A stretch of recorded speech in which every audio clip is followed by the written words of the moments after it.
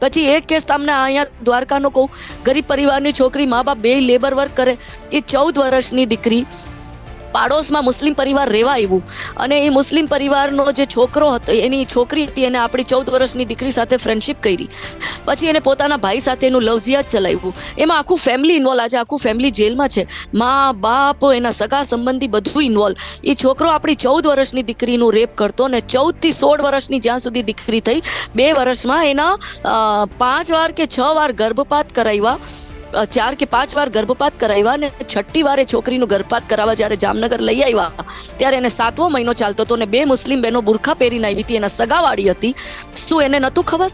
શું મા બાપને નતું ખબર? હાલો દીકરો ખરાબ, હાલો એની બેન બી ખબર, મા બાપને નથી ખબર કે આ બાજુવાળી દીકરી 14 વર્ષની દીકરીનું વારંવાર રેપ કરીને ગર્ભ થાય છે ને પેલા મા બાપ જ મળીને ગર્ભપાત કરાવે છે.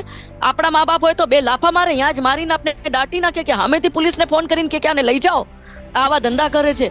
એના મા બાપ ઇન્વોલ્વ થાય છે. એને છોકરીનું 1 વાર નહીં, 2 વાર નહીં, 14 વર્ષની બાળકી હોય છે, 1 વાર નહીં, 2 વાર નહીં, 3 વાર નહીં, 4 વાર નહીં, 5 વાર ગર્ભપાત કરાવ્યા અને પછી અહીંયા 7મા મહિનાનું ગર્ભ લઈને આવ્યા. ડોક્ટરને ડાઉટ થયો, પોલીસને બોલાવી, આપણે બધા હિન્દુ સંગઠન આમાં ઇન્વોલ્વ થયા અને આજે છોકરીને 7મા મહિનાનું ગર્ભ, પછી કોર્ટથી પરમિશન લીધી, કોર્ટથી ઓર્ડર લીધો, એને છોકરીનું અબોર્શન કરાવ્યું. સાવ આવી દીકરી તમે જો ને તો એના શરીરમાં કંકાલ થઈ ગઈ હતી છોકરીને. 5 6 વાર ગર્ભપાત થાય એટલે છોકરીને કેવું માનસિક, છોકરી 16 વર્ષની દીકરી, 2 વર્ષથી એની સાથે આવું થતું હતું.